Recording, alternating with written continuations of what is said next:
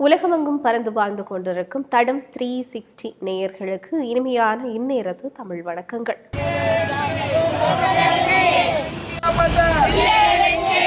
ஓலம் கேட்டதா, அலை ஓசை கேட்டதா, நாங்கள் சாவில் வீழ்ந்த போது நீதி கேட்டதா, அழுது அழுது கரைந்த அவலம் உலகம் கேட்டதா, பொங்கும் மலையோரம் அடையெங்கும் இனப்படுகொலையே என்ன இது சாபம் துயர் சுமந்தோ. உலகமெங்கும் பறந்து வாழ்ந்து கொண்டிருக்கும் தடம் 360 நேயர்களுக்கு இனிமையான இந்நேரத்து தமிழ் வணக்கங்கள்.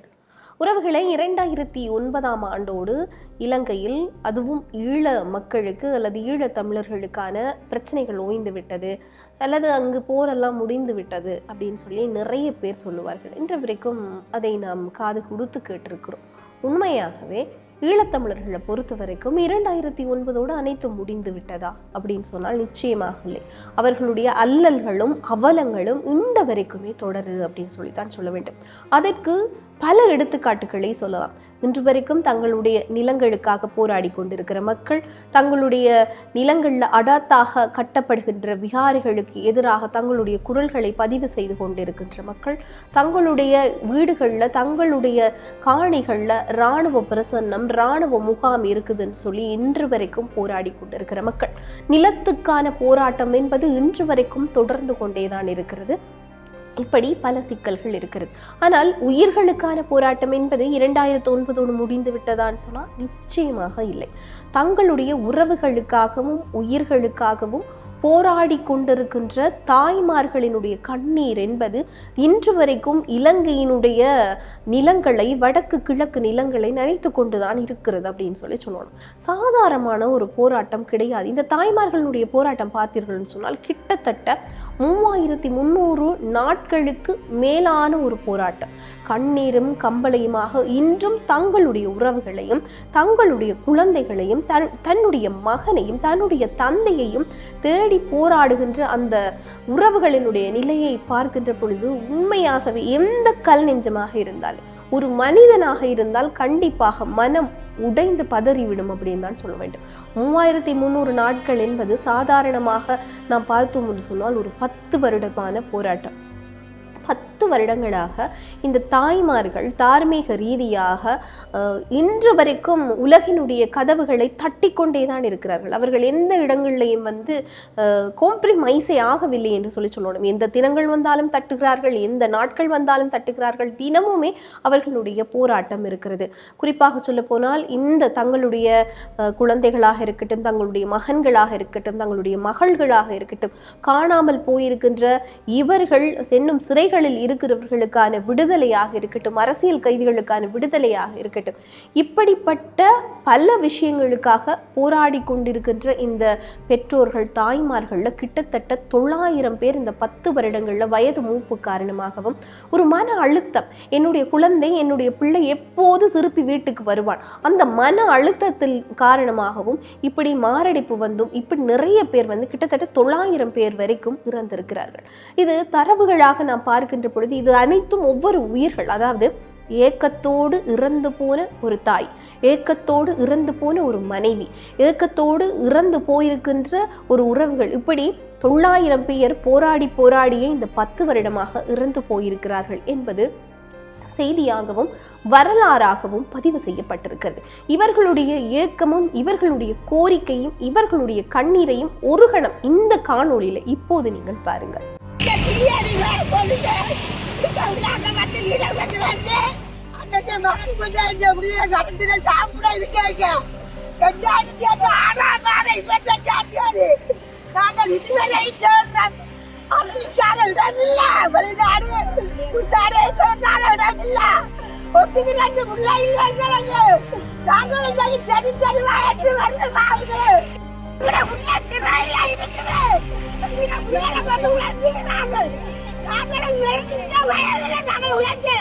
உறவுகளே, அந்த தாயினுடைய கதறல் அப்படி என்பது உலகத்தில் இருக்கிற ஒருவருக்கு கூட கேட்கவில்லையா?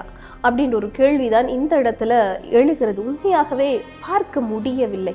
போருக்கு பிறகு எப்படி அந்த முள்ளிவாய்க்கால் பேரவலத்தில் ஒவ்வொரு மக்களும் அழுதார்களோ, குளறினார்களோ, தங்களுடைய உறவுகளை இழந்து கதறினார்களோ, அதே கதறலை, குரல்களை இன்றும் காணாமல் போனவர், வலிந்து காணாமல் ஆக்கப்பட்டவர்கள், சிறைகளில் இருந்து இன்னும் விடுதலை செய்யப்படாதவர்கள், கையளிக்கப்பட்டவர்களுக்கு என்ன நடந்தது, அதாவது இந்த காணாமல் போனவர்களுடைய கதைகளை சொன்னால் இறுதி யுத்தத்தில் மட்டும் கிடையாது, அதற்கு முன்னதான கால பகுதிகளில் வெள்ளைவான்களில் கடத்தப்பட்டவர்கள், காணாமல் ஆக்கப்பட்டவர்கள், இப்படி வலிந்து காணாமல் ஆக்கப்பட்டவர்களுடைய ஒவ்வொரு கதையும் மிகவுமே மனதை குடைகின்ற கதைகளாகவும் குடைகின்ற வரலாறுகளாகவும் இருக்கிறது. ஆனால் இந்த பெற்றோர் சம்பந்தமாக யாரும் எந்த கரிசனமும் காட்டுவதாக இதுவரைக்குமே தெரியவில்லை.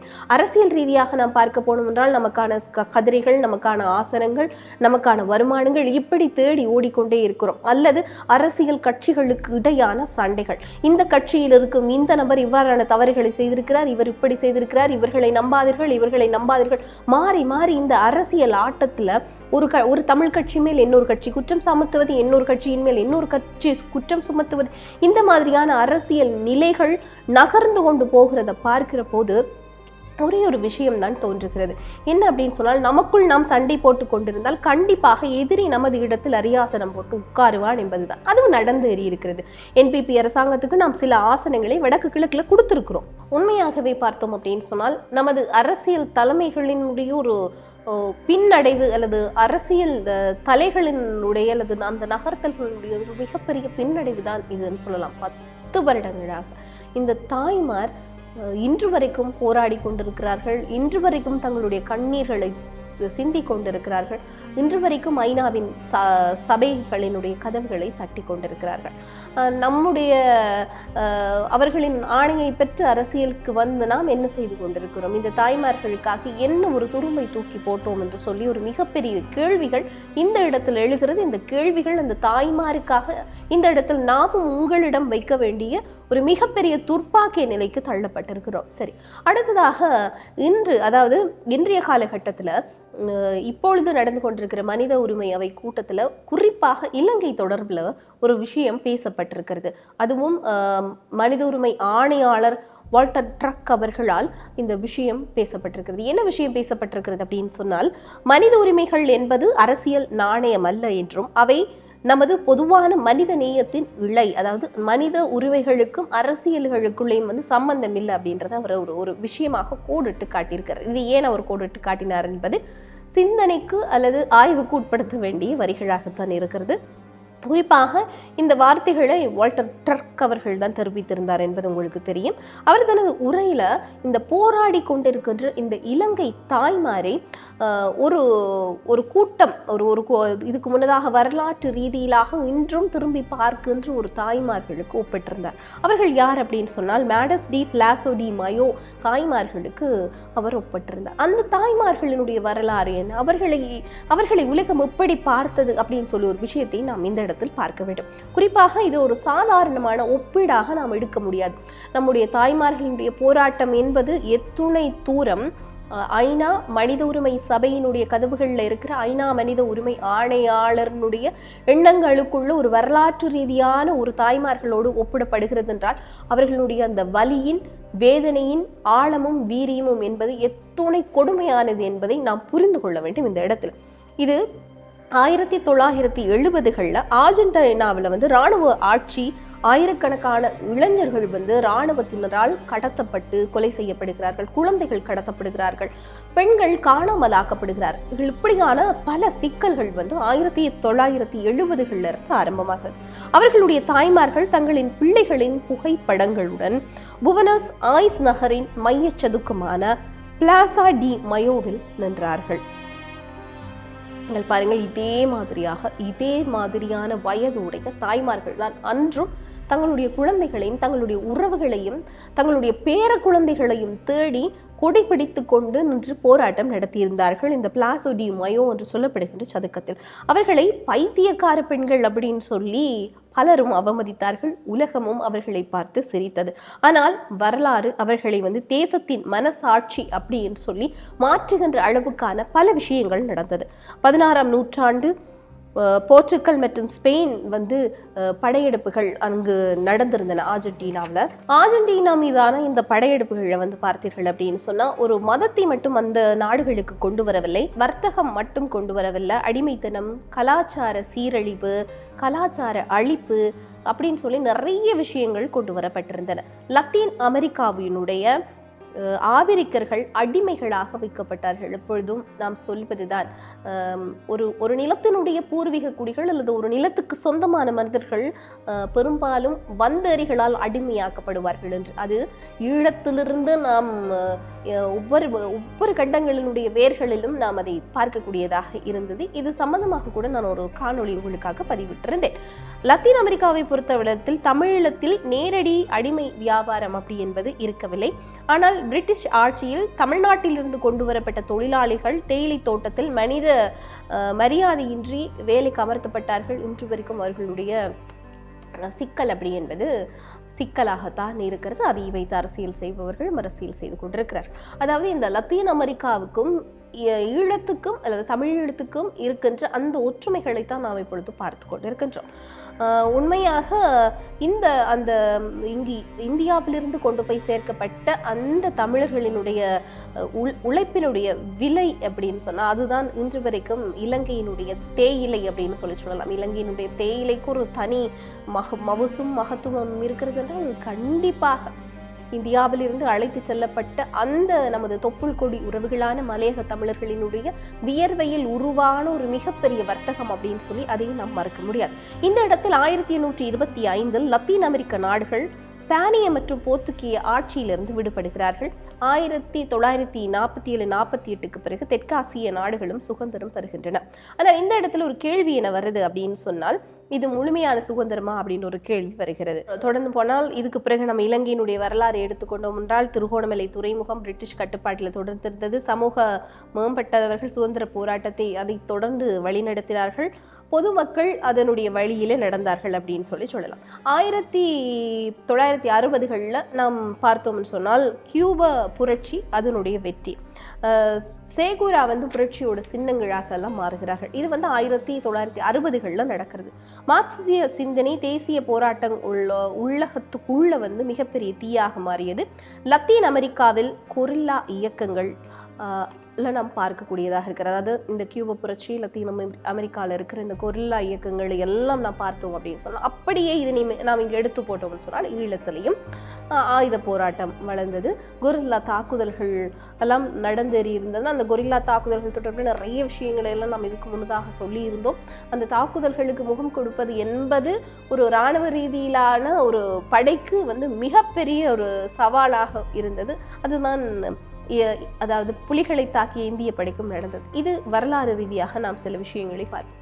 இப்போது நாம் அந்த அர்ஜென்டினாவில் இருக்கின்ற ஏற்கனவே சொன்னது போல இந்த வால்டர் ட்ரக் சொன்ன அந்த தாய்மார்கள் பலாசோ டி மதர்ஸ் அவர்கள் எங்கு அவர்களுடைய போராட்டம் ஆரம்பிக்கிறதுன்னு சொன்னால், உலக ஒழுங்குக்கு அமைய இவ்வாறாக 60கள் வரைக்கான இந்த அரசியலில் மாற்றங்கள் அப்படி என்பதை நாம் பார்த்தோம். இப்போ 1976க்கு வந்தோம் என்று சொன்னால் அர்ஜென்டினா இராணுவ ஆட்சி அங்கு மிகப்பெரிய மக்களை அடிமைத்தனமாக நடத்துகின்ற விதமாகவும் பல பிரச்சனைகளை ஏற்படுத்துகின்ற விதமாகவும் நடந்து கிட்டத்தட்ட 20,000க்கு மேற்பட்ட மக்கள் காணாமல் போயிருக்கிறார்கள். 2009 அதாவது இந்த 1976 அதே நிலையை நாம் எடுத்தோம் அப்படின்னு சொன்னால் 2006 2009 வரைக்கும் இலங்கையில் கடத்தல்கள், சித்திரவதைகள் நம்ம 2009-80க்கு முன்னதான காலங்களில் வந்து ஜேவிபி காலத்திலேயே வந்து பார்த்தீர்கள்னு சொன்னால் பட்டளந்தை வதை முகாம் தொடர்பில் எல்லாம் இப்போது நிறைய பேர் பேசுகிறார்கள். அங்கே கூட பலரும் இறந்திருக்கலாம், அதில் வந்து சில தமிழர்களும் இருந்திருக்கலாம் அப்படின்னு சொல்லி சில வாத பிரதிவாதங்கள் எல்லாம் இருக்கிறது. அப்போ இலங்கையில் இந்த சித்திரவதை கூடங்கள் என்பது இலங்கை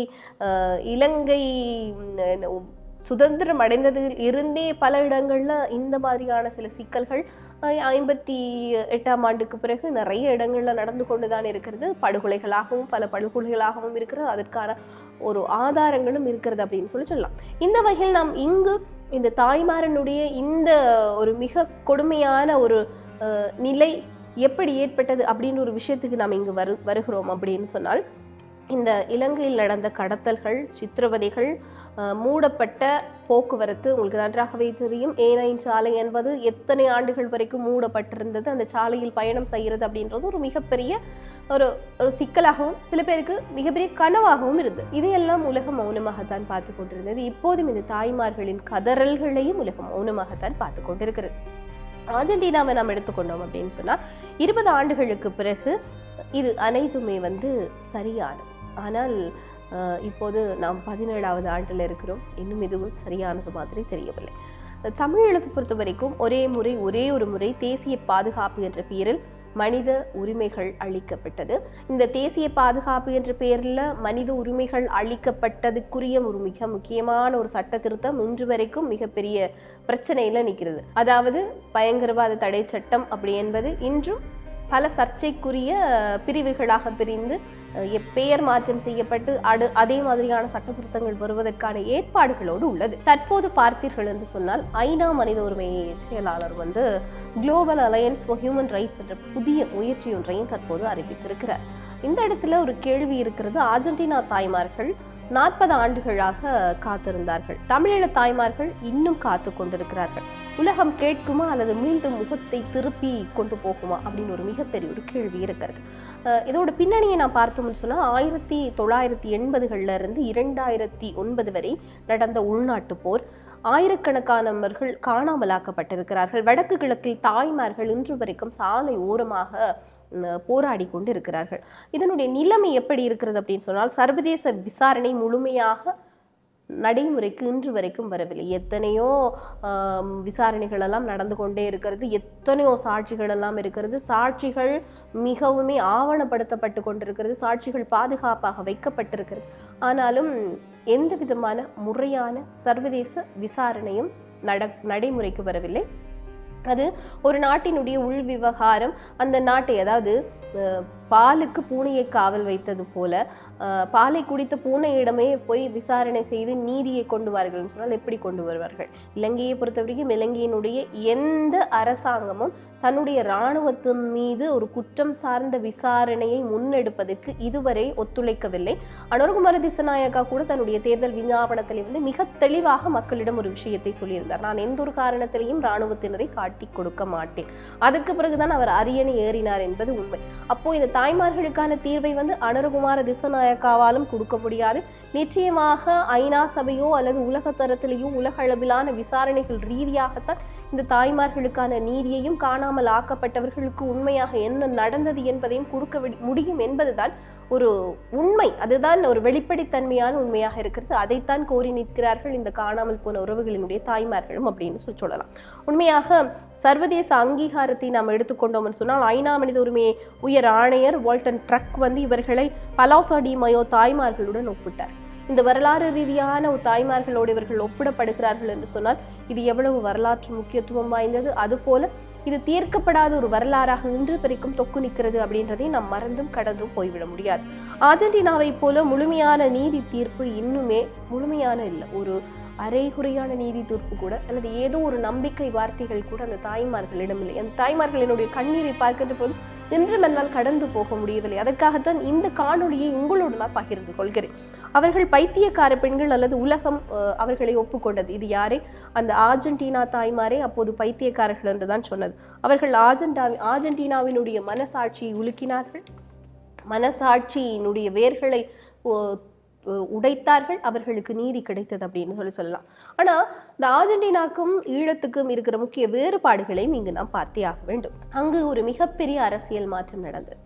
அதே போல நீதித்துறை அங்கு சுயாதீனமாக செயல்பட்டது. மன்னிப்பு சட்டங்கள் எல்லாம் ரத்து செய்யப்பட்டது. ஆனால் இலங்கையை பொறுத்த வரைக்கும் அல்லது தமிழர்களினுடைய பிரச்சனையை பொறுத்த வரைக்கும் உள்நாட்டு அரசியல் சிக்கல்கள் இன்னுமே எந்த விதமான குறைவும் இல்லை. நாளொரு வண்ணம் பொழுதொரு மேனியமாக வளர்ந்து கொண்டிருக்கிறது அப்படின்னு தான் சொல்ல வேண்டும். சர்வதேச அழுத்தங்கள் இருக்கிறது. முழுமையான டிரான்சிஷனல் ஜஸ்டிஸ் நடைமுறைக்கு இன்று வரைக்கும் அது ஒரு நீதியான விசாரணை பொறிமுறை என்பது இன்று வரைக்கும் நடைமுறைக்கு வரவில்லை. இந்த தாய்மார்கள் கேட்பது சர்வதேச தளத்துல நீதியான ஒரு விசாரணை பொறிமுறையை கொண்டு வந்து எங்களுடைய குழந்தைகளுக்கு என்ன நடந்தது என்பதை சொல்லுங்கள். எங்களுடைய குழந்தைகளோடு, அதாவது ஒவ்வொரு தாய் தன்னுடைய இறப்புக்கு முன்னதாக ஒரு முறையாவது தன்னுடைய மகனை பார்க்க வேண்டும் என்று ஆசைப்படுவது என்பது ஒரு தாயினுடைய ஒரு சாதாரண ஆசை. அந்த ஆசையை கூட ஈழத்திலே பிறந்த தாய்மார் என்பதற்காக, ஈழத்திலே வாழ்ந்த தாய்மார் என்பதற்காக இன்று வரைக்கும் அவர்களுக்கு அது கிடைக்கவில்லை என்பதுதான் மிக மிக மிக மிக வேதனைக்கு உரிய ஒரு விஷயமாக இருக்கிறது. குறிப்பாக தமிழீழ தாய்மார்கள் இன்னும் சாலை ஓரங்கள்ல காத்து கொண்டிருக்கிறார்கள், இன்று வரைக்கும் போராடி கொண்டிருக்கிறார்கள். அதாவது ஐநா மனித உரிமை சபையிலே வரலாற்று ரீதியான தாய்மார்களுக்கு இவர்கள் ஒப்பிடப்படுகிறார்கள். ஆனாலும் இந்த தாய்மார்களினுடைய கண்ணீரை துடைக்கப் போவது யார் என்பதுதான் இப்போது நமது கேள்வியாக இருக்கிறது. உலகமே தொடர்ந்தும் அமைதியாக இருக்காதே. ஈழத்தில் இருக்கும் அரசியல் தலைமைகளே, புத்திஜீவிகளே, நீதிமான்களே, நீங்களும் இதை பார்த்து கொண்டு, இந்த கொடுமையை பார்த்து கொண்டு அமைதியாக இருக்காதீர்கள். கிட்டத்தட்ட 10 வருடங்களாக இந்த தாய்மார்களினுடைய ஒரு சாத்வீக போராட்டத்தில் 900 உறவுகள் இறந்தே போயிருக்கிறார்கள். மீதம் இருக்கிற உறவுகள் தங்களுக்கான நீதியை அழுது வீதியோரம் என்று கேட்டுக்கொண்டிருக்கிறார்கள். நிச்சயமாக இந்த இடத்துல ஒரு பிரார்த்தனையை தான் வைக்க வேண்டும். இந்த பிரபஞ்சமே நிச்சயமாக இந்த தாய்மாருக்கு ஒரு தீர்வை கொடு, அவர்கள் கேட்கின்ற அந்த நீதியை கொடு என்பதுதான். மற்றும் ஒரு காணொலி வாயிலாக உங்களை சந்திக்கும் வரை விடைபெறுகிறேன். நன்றி, வணக்கம்.